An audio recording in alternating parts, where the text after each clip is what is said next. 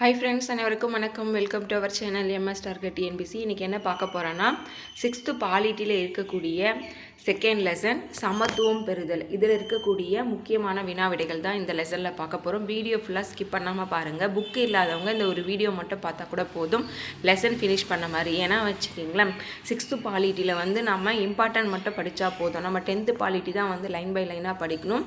இப்போ 6th important மட்டும் கூட நம்ம படித்தா போதும். ஓகேங்களா? புக்கு இல்லாதவங்க இந்த ஒரு வீடியோ பார்த்து கூட நீங்கள் படிச்சுக்கலாம், ரிவிஷன் பண்ணிக்கலாம். எல்லாத்துக்கும் அந்த வீடியோ யூஸ்ஃபுல்லாக இருக்கும். வாங்க வீடியோக்குள்ளே போகலாம். தென் ஃபஸ்ட் லெசன் ஆல்ரெடி 50 முக்கியமான வினாவிடைகள் கொடுத்துட்டேன். பார்க்காதவங்க டிஸ்கிரிப்ஷனில் லிங்க் தரேன், அதை செக் பண்ணி பாருங்கள். தென் பிளேலிஸ்ட்டையும் செக் பண்ணி பாருங்கள். இப்போ வாங்க நம்ம வீடியோக்குள்ளே போகலாம். தென் நம்ம சேனல் என்ன புதுசாக பார்க்குறீங்கன்னா சப்ஸ்கிரைப் பண்ணி ஃபாலோ பண்ணிக்கோங்க. சமத்துவம் பெறுதலிருந்து நாம் முக்கியமான வினாவிடைகள் நம்ம பார்க்க போகிறோம். ஓகேங்களா? ஃபஸ்ட்டு மற்றவர்களை பற்றி எதிர்மறையான அல்லது தாழ்வான முறையில் கருதுபவருக்கு என்ன பெயர்னு கேட்குறாங்க. நம்ம பார்க்க வேண்டிய டாபிக் சமத்துவம் பெறுதல். அதனால் பாரபட்சம் பற்றி சொல்லியிருக்காங்க. மற்றவர்களை பற்றி எதிர்மறையான அல்லது தாழ்வான முறையில் கருதுவதற்கு என்ன பெயர்னா பாரபட்சம். பாரபட்சம் எனும் வார்த்தை எதை குறிக்குதுன்னா முன்முடிவு. அதாவது அவங்கள பற்றி முழுசாக தெரிஞ்சுக்காம என்ன பண்ணுறது, நம்மளே ஒரு முடிவுக்கு வருது, அவங்க இப்படி தான் அப்படி தான் அப்படின்னு சொல்லிட்டு ஒரு சிலர்லாம் தப்பாக பேசுவாங்க பாரு. அதுபோல் பாரபட்சம்னா முன்முடிவு, இவங்க இப்படி தான் இருப்பாங்க அப்படின்னு பேசுகிற மாதிரி பாரபட்சம்னா ஒரு முன்முடிவு. அடுத்து டேஷ் என்பது தவறான கண்ணோட்டம் அல்லது ஏதோ ஒன்றை பற்றிய தவறான கருத்து, மாறா கருத்து. அடுத்து ஒருவர் மற்றொருவரை பாகுபாட்டுடன் நடத்துவது சமத்துவமின்மை. ஒருவர் மற்றொருவரை பாகுபாட்டுடன் நடத்துவது என்ன சொல்கிறாங்க? சமத்துவமின்மைன்னு சொல்கிறாங்க. ஒருவர் மற்றொருவரை பாகுபாட்டுடன் நடத்துவது, ஒருவரை நல்லா கவனிக்குது. ஒரு 2 பேர் வராங்க. 2 பேரில் பார்த்திங்கன்னா ஒருத்தர் ஏழை, இன்னொருத்தர் பணக்கார. அப்படின்னா பணக்காரை நல்லா கவனிச்சுட்டு ஏழையை கவனிக்காமல் விடுறது. இதுபோல் ஒருவர் மற்றொருவரை பாகுபாட்டுடன் நடத்துவது சமத்துவமின்மைன்னு சொல்கிறாங்க. எல்லாருமே மனிதர்கள், எல்லா மக்களும் ஒருவர்ன்ற மாதிரி நம்ம எல்லாருமே ஒரே மாதிரி நடத்தணும்னு சொல்கிறாங்க. அடுத்து தென்னாப்பிரிக்காவின் முன்னாள் அதிபர் நெல்சன் மண்டேலா எத்தனை ஆண்டுகள் சிறைவாசம் இருந்தார்? எத்தனை ஆண்டுகள் இருந்தார்? 27 ஆண்டுகள். ஓகேங்களா? 27 ஆண்டுகள் சிறைவாசம் இருந்தார். தென்னாப்பிரிக்காவின் முன்னாள் அதிபர் நெல்சன் மண்டேலா எத்தனை ஆண்டுகள் சிறைவாசம் இருந்தார்னா 27 ஆண்டுகள். நெக்ஸ்ட் கொஷின், நெல்சன் மண்டேலா எப்போது விடுதலை ஆனார்னா 1990 தான் விடுதலை ஆயிருக்காரு. தென்னாப்பிரிக்காவின் முன்னாள் அதிபர் நெல்சன் மண்டேலா எத்தனை ஆண்டுகள் சிறைவாசம் இருந்தார்? 27 ஆண்டுகள். நெல்சன் மண்டேலா எப்போது விடுதலை ஆனார்னா 1990.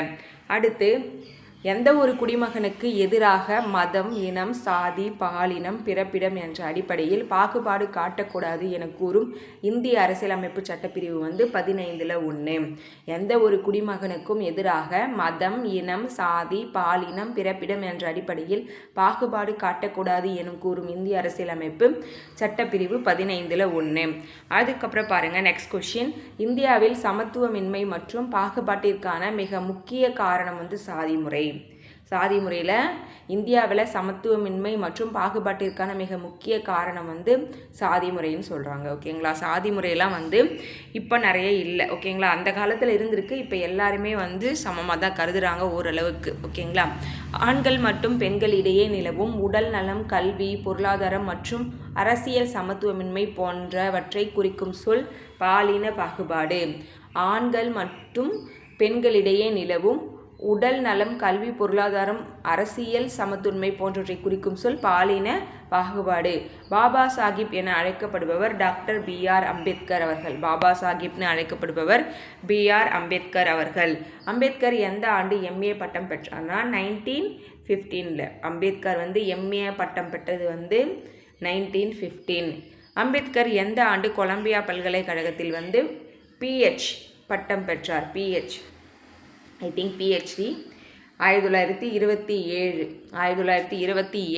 கொலம்பியா பல்கலைக்கழகம். அம்பேத்கர் எங்கு DSc பட்டத்தை பெற்றார்? லண்டன் பொருளாதார பள்ளி. அம்பேத்கர் எங்கே DSc பட்டத்தை பெற்றார்னா லண்டன் பொருளாதார பள்ளி. இந்திய அரசியலமைப்பு நிர்ணய சபையின் வரைவு குழுவின் தலைவர் வந்து டாக்டர் B.R. அம்பேத்கர். எல்லாருக்குமே தெரியும்.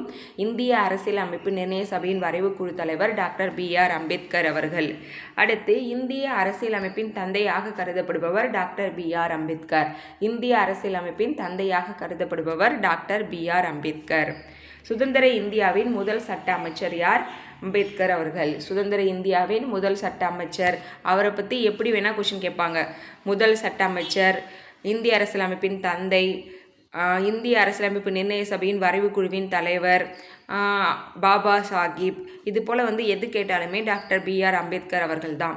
Doctor B.R. அம்பேத்கர் அவர்களுக்கு எந்த ஆண்டு பாரத ரத்னா விருதுனா 1990 கொடுத்துருக்காங்க. பாரத ரத்னா விருது 1990.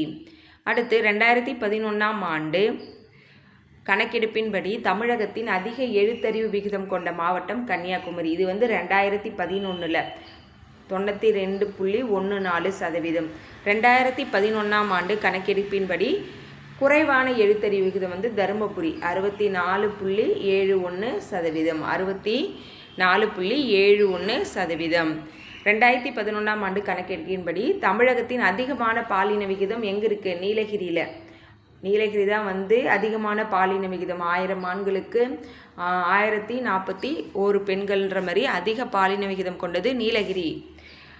அதுக்கப்புறம் பார்த்திங்கன்னா 2011 ஆண்டு கணக்கெடுப்பின்படி தமிழகத்தின் குறைவான பாலின விகிதம் வந்து தருமபுரி. 1000 ஆண்களுக்கு 946 பெண்கள். அந்த கணக்கில் குறைவான பாலின விகிதம் வந்து தருமபுரி. இந்திய அரசியலமைப்பின் எந்த சட்டப்பிரிவு சட்டத்திற்கு முன் அனைவரும் சமம் சொல்லுதுன்னா 14. இதெல்லாம் வந்து 10th பாலிட்டி படிக்கும்போதே படிச்சிருப்பீங்க. ஓகேங்களா? இந்திய அரசியலமைப்பின் எந்த சட்டப்பிரிவு சட்டத்திற்கு முன் அனைவரும் சமம்னு சொல்லுதுன்னா இந்திய அரசியலமைப்பின் சட்டப்பிரிவு 14. சமுதாயத்தில் சமத்துவத்தை உறுதி செய்வதற்கான இரண்டு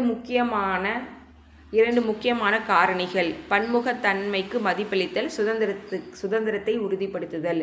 சமுதாயத்தில் சமத்துவத்தை உறுதி செய்வதற்கான 2 முக்கியமான காரணிகள் பன்முகத்தன்மைக்கு மதிப்பளித்தல் மற்றும் சுதந்திரத்தை உறுதிப்படுத்துதல். இந்திய அரசியலமைப்பின் எந்த சட்டப்பிரிவின்படி இந்தியாவில் தீண்டாமை ஒழிக்கப்பட்டது? சட்டப்பிரிவு 17. தீண்டாமை ஒழிக்கப்பட்டது 17.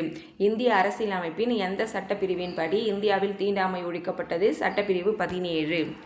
அடுத்து டாக்டர் APJ அப்துல் கலாமின் காலம் 1931 2015 வரைக்கும். APJ அப்துல் கலாம் அவர்களின் காலம் வந்து 1931 2015 வரைக்கும். டாக்டர் அப்துல் கலாம் இந்தியாவின் எத்தனையாவது குடியரசுத் தலைவர்னா 11வது குடியரசுத் தலைவர். டாக்டர் அப்துல் கலாம் இந்தியாவின் எத்தனையாவது குடியரசுத் தலைவர்? 11வது குடியரசுத் தலைவர். மக்களின் குடியரசுத் தலைவர் என அன்புடன் அழைக்கப்படுபவர் யார்? டாக்டர் APJ அப்துல் கலாம் அவர்கள்.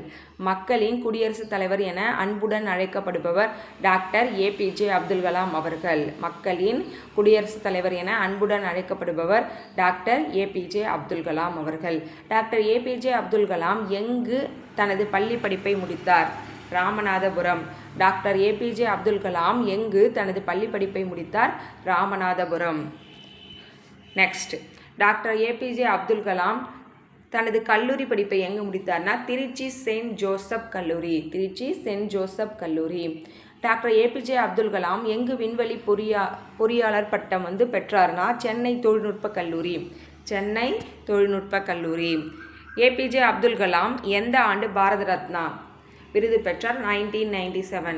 இதுக்கு முன்னாடி அம்பேத்கர் பார்த்தோம் 1990. ஓகேங்களா? அம்பேத்கர் வந்து பாரத ரத்னா விருது பெற்றது 1990. அப்துல் கலாம் ஐயா வந்து 1997. டாக்டர் APJ அப்துல் கலாம் எழுதிய நூல்கள் வந்து என்னென்னு பார்க்கலாம். இந்தியா 2020, அக்னி சிறகுகள், எழுச்சி தீபங்கள், தி லூமி பார்க், மிஷன் இந்தியா. 5 நூல்கள். இந்தியா 2020, அக்னி சிறகுகள், எழுச்சி தீபங்கள், தி லூமி பார்க், மிஷன் இந்தியா. அடுத்து நெக்ஸ்ட் கொஷின். இந்தியாவின் ஏவுகணை மனிதர்னு அழைக்கப்படுபவர் டாக்டர் APJ அப்துல் கலாம். விஸ்வநாதன் ஆனந்த் எந்தெந்த ஆண்டுகளில் சதுரங்க விளையாட்டின் உலக சாம்பியனாக விளங்கினார்? 2000, 2007, 2008, 2010, 2012. 5 முறை. 2000, 2007, 2008, 2010, 2012. விஸ்வநாதன் ஆனந்த் தனது எத்தனையாவது வயதில் உலக இளையவர் சதுரங்க போட்டியில் சாம்பியன் பெற்றார்? உலக சதுரங்க 14 வயதிலேயே. விஸ்வநாதன் ஆனந்த் தனது எத்தனையாவது வயதில் உலக இளையவர் சதுரங்க போட்டியில் சாம்பியன் பட்டம் வென்றார்னா 14. விஸ்வநாதன் ஆனந்த் எந்த ஆண்டு இந்தியாவின் முதல் கிராண்ட் மாஸ்டர் ஆனார்னா 1988. 1988 ஆண்டுகள் நோட் பண்ணிக்கோங்க. நெக்ஸ்ட்டு, விஸ்வநாதன் ஆனந்த் எப்போது ராஜீவ்காந்தி கேல் ரத்னா விருது வந்து பெற்றார்னா 1991 அந்த இயரில். 1992 கேல் ரத்னா விருது வந்து 1991 to 1992. மாரியப்பன் தங்கவேலு எந்த ஆண்டு நடந்த ஒலிம்பிக் போட்டியில் தங்கம் வென்றார்? 2016. மாரியப்பன் தங்கவேலு எந்த ஆண்டு நடந்த ஒலிம்பிக் போட்டியில் தங்கம் வென்றார்னா 2016.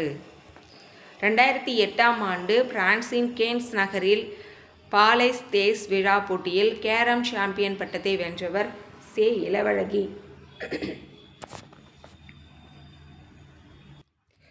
2008 ஆண்டு பிரான்சின் கேன்ஸ் நகரில் பாலைஸ் தேஸ் விழா போட்டியில் கேரம் சாம்பியன் பட்டத்தை வென்றவர் வந்து சே. இளவழகி அவர்கள்.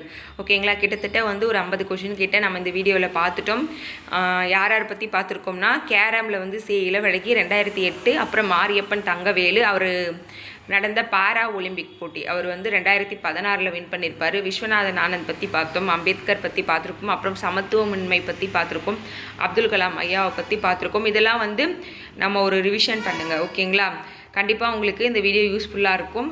ஏபிஜே அப்துல் கலாம் தான் வந்து இந்தியாவின் ஏவுகணை மனிதர். அதுபோல் வந்து அம்பேத்கருக்கு வந்து பாபா சாஹிப்னு சொல்லுவாங்க. இதெல்லாம் வந்து நீங்கள் ஒரு முறை ரிவிஷன் பண்ணிக்கிட்டால் போதுமானது. இவ்வளோ தான் இந்த லெசனில் இம்பார்ட்டண்ட். இது மட்டும் படித்தா கூட போதுமானது. ஓகேங்களா, 10th பாலிட்டி மட்டும் நீங்கள் லைன் பை லைனாக படிச்சுக்கோங்க. அதில் வந்து காம்ப்ரமைஸே கிடையாது. ஏன்னா அதில் எல்லாமே வந்து கொஷின் ஏரியா மாதிரி தான் வந்து கவர் பண்ணியிருப்பாங்க. நெக்ஸ்ட்டு உங்களை வேறொரு வீடியோவில் சந்திக்கிறேன். நன்றி. இந்த வீடியோ பிடிச்சிருந்தா வீடியோக்கு ஒரு லைக் பண்ணி வச்சுக்கோங்க. தென் நம்ம சேனல் யாரும் புதுசாக பார்க்குறீங்கன்னா சப்ஸ்கிரைப் பண்ணி ஃபாலோ பண்ணிக்கோங்க. இது போல் வந்து நிறைய வீடியோஸ் வந்து நம்ம சேனல் ஆல்ரெடி அப்டேட் பண்ணியிருக்கோம். 10th பாலிட்டி ஃபினிஷ் பண்ணிட்டோம், 9th பாலிட்டி ஃபினிஷ் பண்ணிட்டோம். இப்போ 6th, 7th, 8th வந்து நெக்ஸ்ட் நம்ம ஃபினிஷ் பண்ண போகிறோம். தொடர்ந்து நம்ம ஐஎன்எம் ஹிஸ்ட்ரின்ட்டு ஒவ்வொரு யூனிட்டையும் நம்ம ஃபினிஷ் பண்ண போகிறோம். ஜிஎஸ்ல தமிழும் வந்து பார்த்திங்கன்னா 6th to 8th வரைக்கும் நியூ புக் தமிழ் ஃபினிஷ் பண்ணியாச்சு. இப்போ 9th போயிட்டுருக்கு. இதெல்லாம் பார்க்காதவங்க பிளேலிஸ்ட் செக் பண்ணி பாருங்கள். உங்களுக்கு யூஸ்ஃபுல்லாக இருந்தால் அந்த வீடியோஸ் வந்து யூட்டிலைஸ் பண்ணிக்கோங்க. தேங்க்யூ.